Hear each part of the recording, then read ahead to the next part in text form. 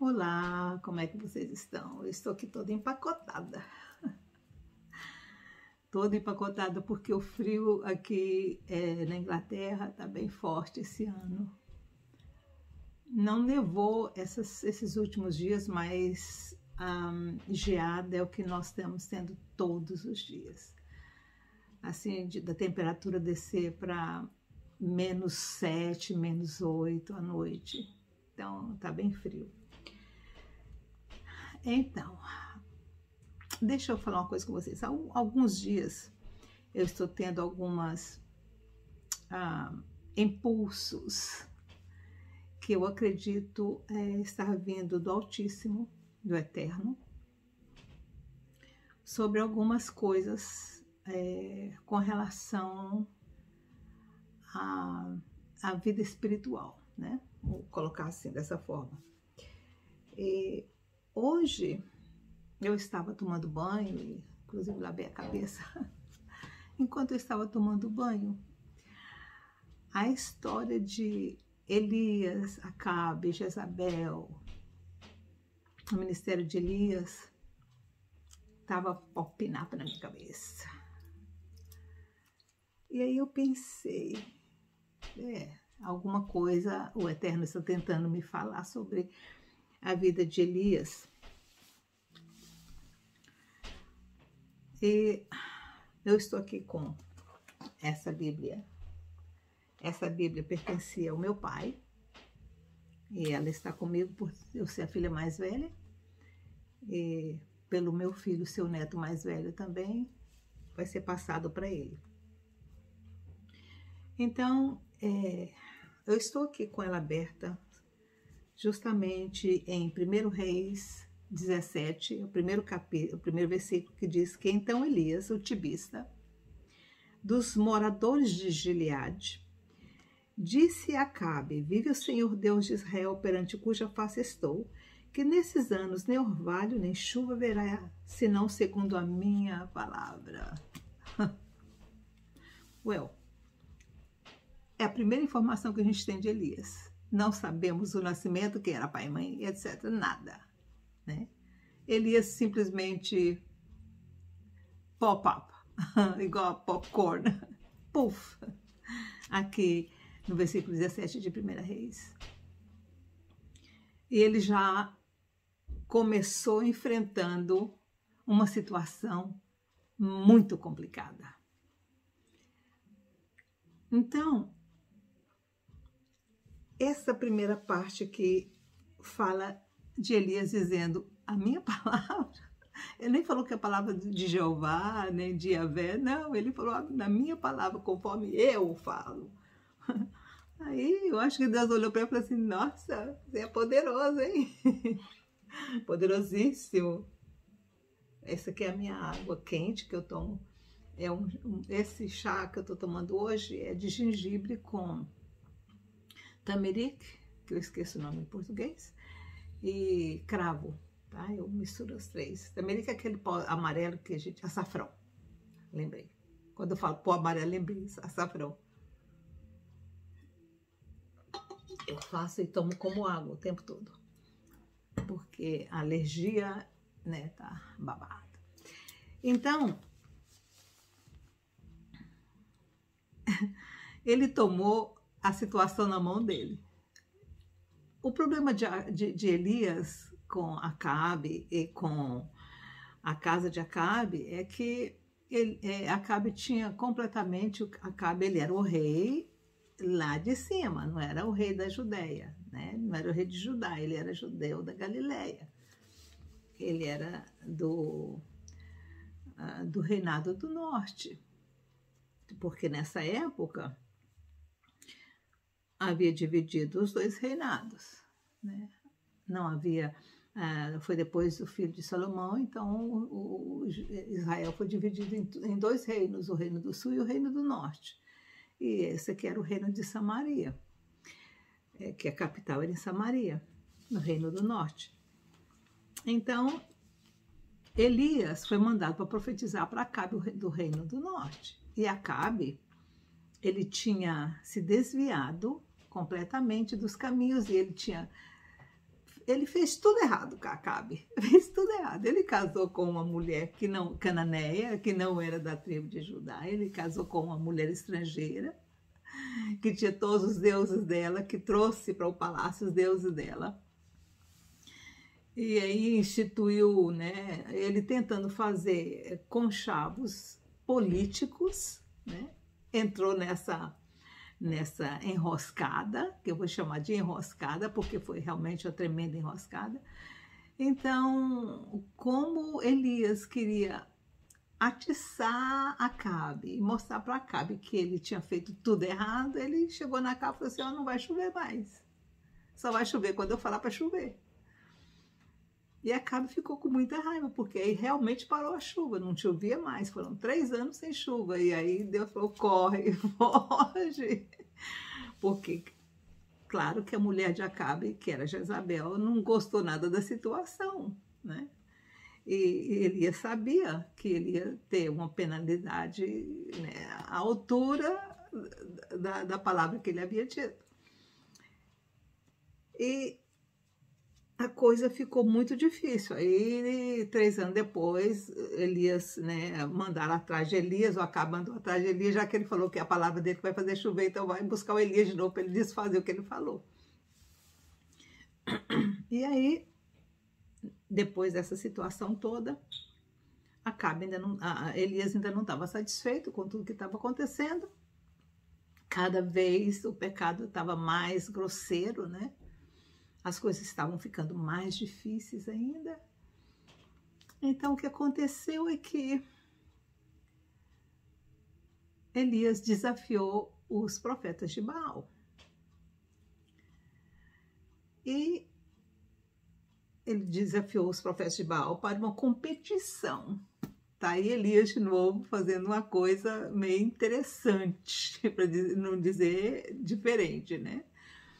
E Elias chamou os profetinhas lá e, né, como diz aqui,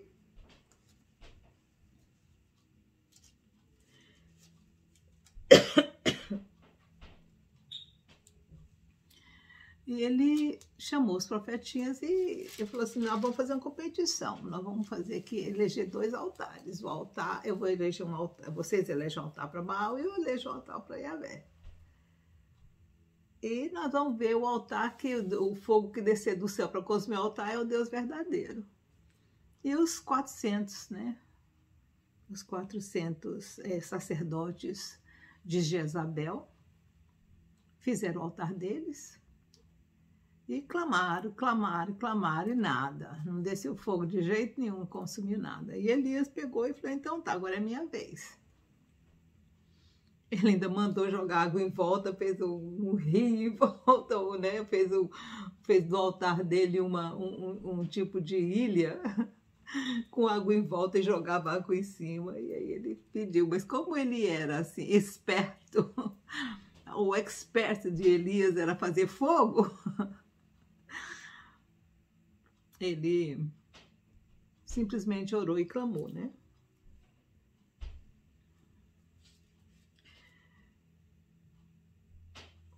Então, Elias foi lá e fez, né, aquela coisa.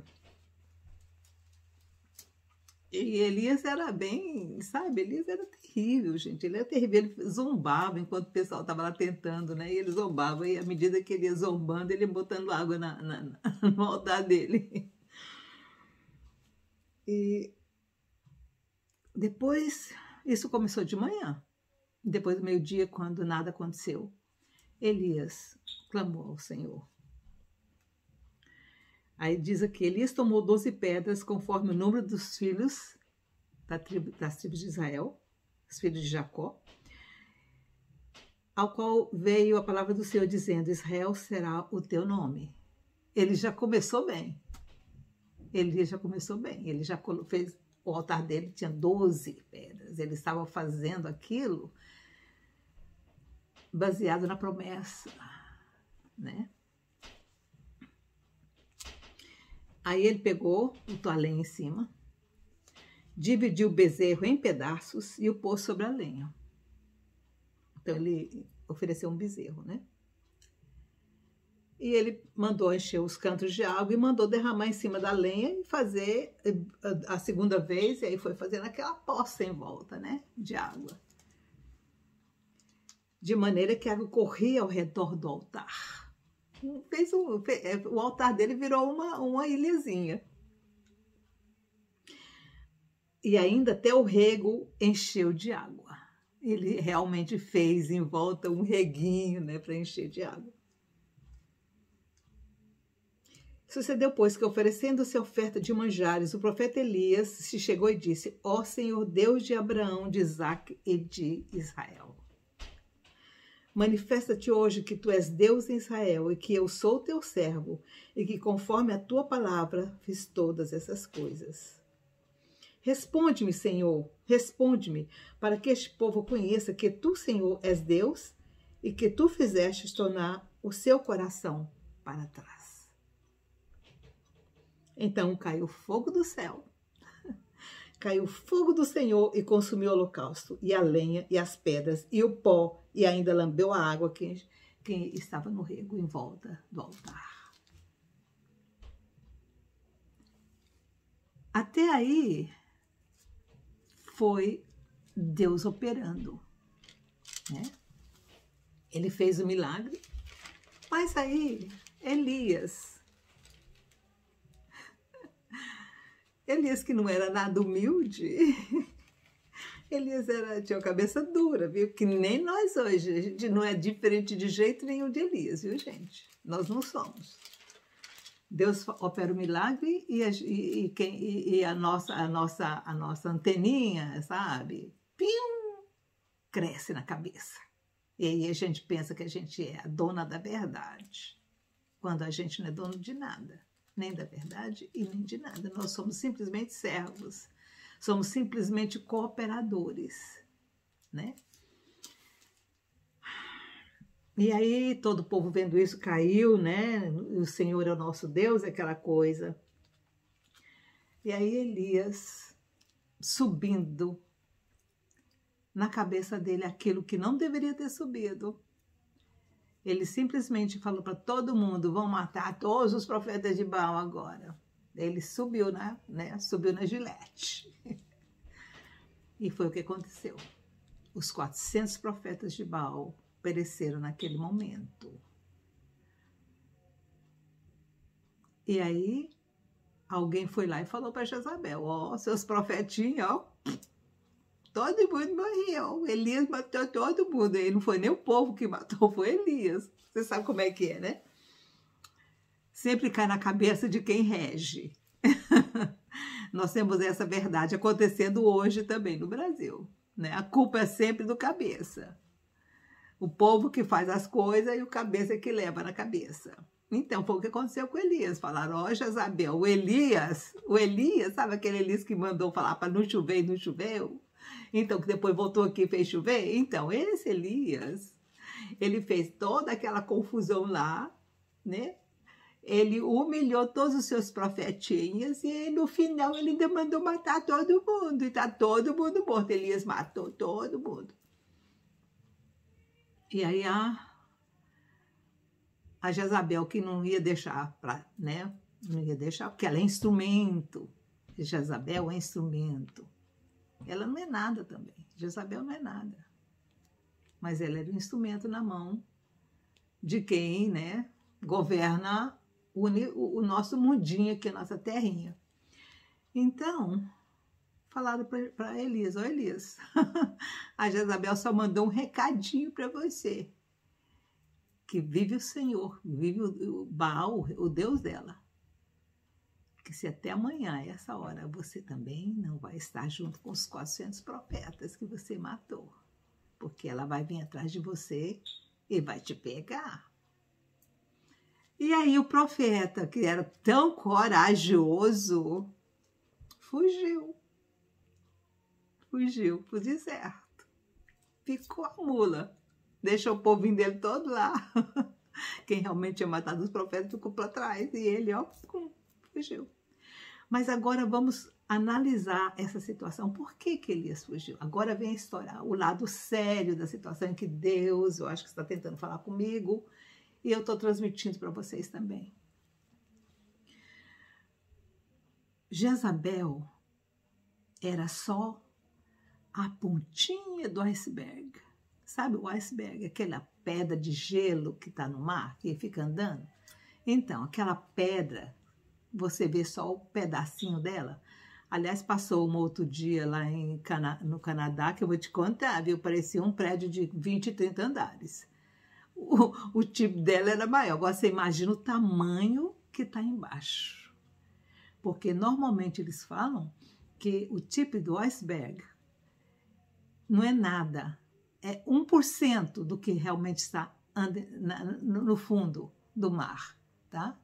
Então você imagina o que estava no fundo do mar daquele iceberg que cruzou, passou pelo Canadá esse inverno. Imagina o tamanho dele.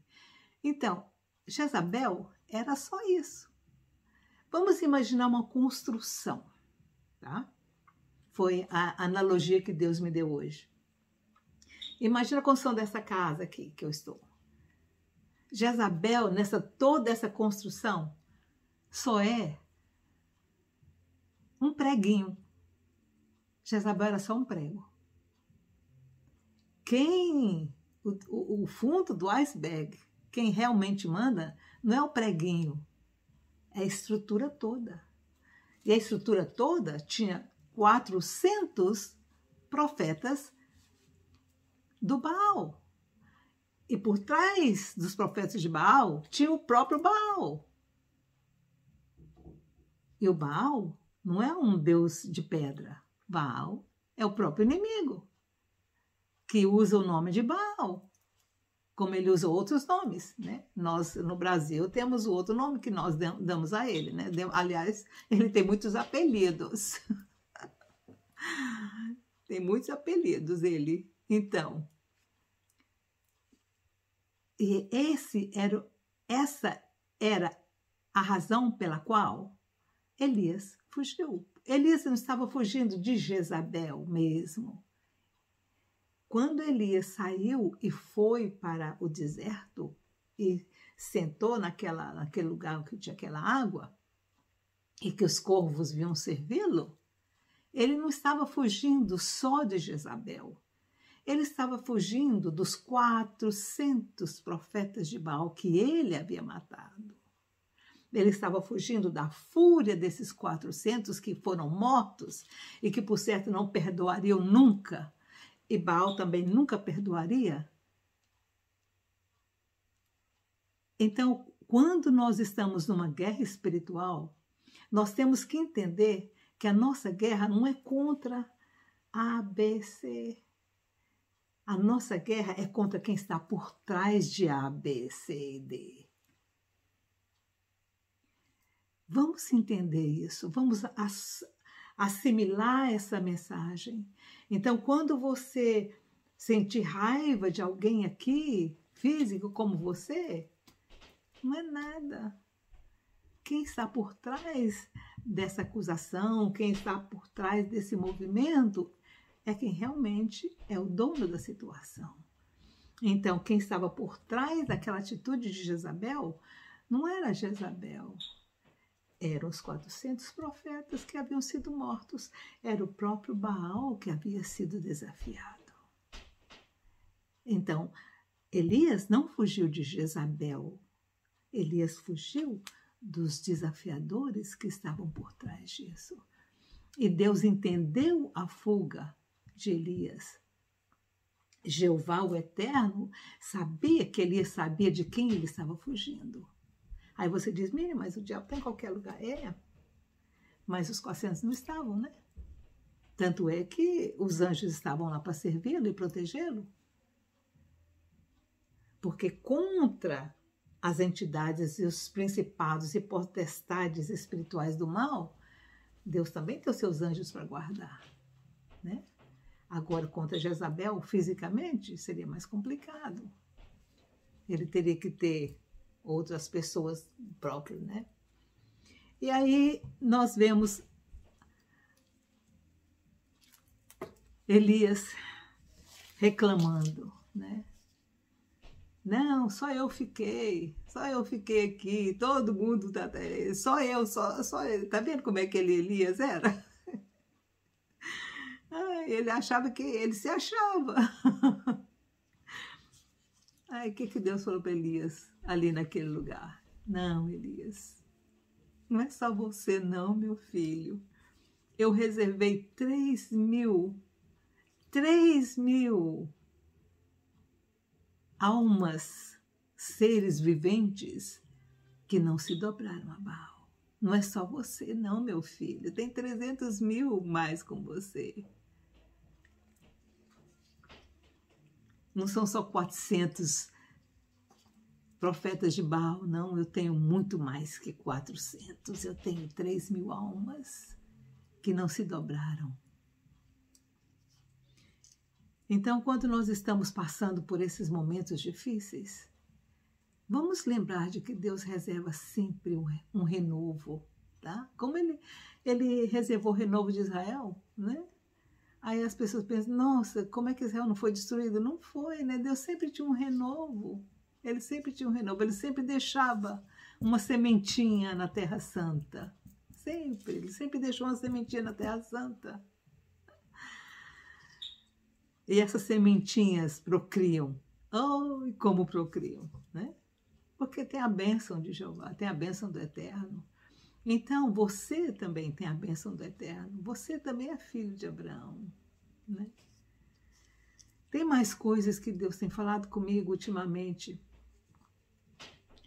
Eu vou passando isso devagar para vocês, tá bom? Mas essa é a mensagem de hoje. A mensagem de hoje é: vamos confiar que nós não somos únicos. Não estamos sozinhos. Deus reserva um renovo. Você não está sozinho. E não vamos desafiar Baal como Elias fez e teve que fugir. Vamos saber trabalhar. Vamos saber trabalhar. Vamos orar. Vamos clamar, porque quem pode fazer, quem pode lutar contra quem realmente está por trás de Jezabel, não sou eu. Não sou eu. Porque eles são poderosos. Eles são potestades. Quem tem que trabalhar com eles é o Espírito Santo, são os anjos, os ajudantes, os servidores espirituais. Eles que têm que trabalhar lá nessa área que nós não podemos ir, né? Porque estamos aqui nesse corpo físico. Então vamos orar. É a única arma que nós temos, é a oração. É a oração. É a comunhão. Oração é comunhão, gente. Comunhão com o Eterno. E o que Jesus disse? Orai sem cessar. Aí você pensa, nossa, mas é muito difícil, como é que eu vou ficar de joelho o tempo todo? Não é isso não, orar sem cessar não é ficar de joelho o tempo todo, mas é estar em comunhão o tempo todo com Ele. E aí tem uma ilustração que eles normalmente fazem, que é quando você começa um relacionamento amoroso, aquela pessoa que você começou a conversar não sai da sua cabeça, né? O tempo todo, tá lá. Vira e mexe, né, o rostinho aparece aqui, ó, na sua tela mental, não é assim? Então, vamos fazer isso com Jesus? Deixa ele lá na sua tela mental, 24/7. 24/7, as minhas filhas acham engraçado eu falar 24/7, eu faço 24/7, né? Eu misturo as duas línguas. As duas que eu falo fluentemente, eu misturo as duas. Então eu falo 24/7 e elas morrem de rir de mim. Mas é 24/7. Vamos ter essa coisa, vamos criar essa imagem, sabe, do Eterno na nossa tela mental. E todas as vezes que você vê uma flor, você vai lembrar, aquela tela mental vai aparecer aqui, né? Foi meu Eterno que criou isso. Aí você olha as nuvens. Gente, nós temos tudo para ter o Eterno na nossa tela mental 24/7. É só olhar para o céu, é só olhar para a sua mão, é só olhar para a pedra, para a flor, para a casa que você mora. É só olhar para isso e você vai ver o Eterno e você vai lembrar dele 24/7. Isso é orar sem cessar.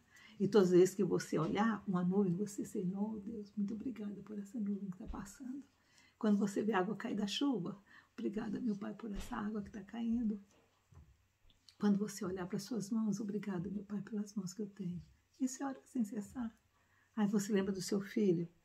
Meu Deus, protege meu filho onde ele estiver agora. Você lembra da sua filha, meu Deus, dê sabedoria para minha filha, para que ela possa administrar essa situação de uma forma positiva, né?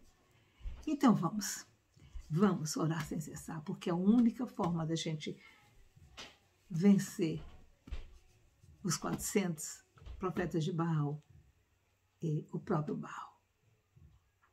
Tá bom? Fiquem com Deus, tenham um bom dia, uma boa semana, porque hoje é terça-feira ainda, estamos no começo da semana. Que tudo corra bem com você. E ore sem cessar, hein? Que a coisa não tá fácil, não. Tá bem difícil, viu? Os profetas de Baal estão aí, a Jezabel voltou, então vamos orar, viu? Vamos orar. Que Deus nos abençoe. Fiquem com Deus até o próximo vídeo. Que não vai demorar não, viu? Porque as mensagens estão vindo assim, ó, acumuladas, uma em cima da outra. E Bilinha tá aqui. Que Deus te abençoe a mim também. Tchau, tchau.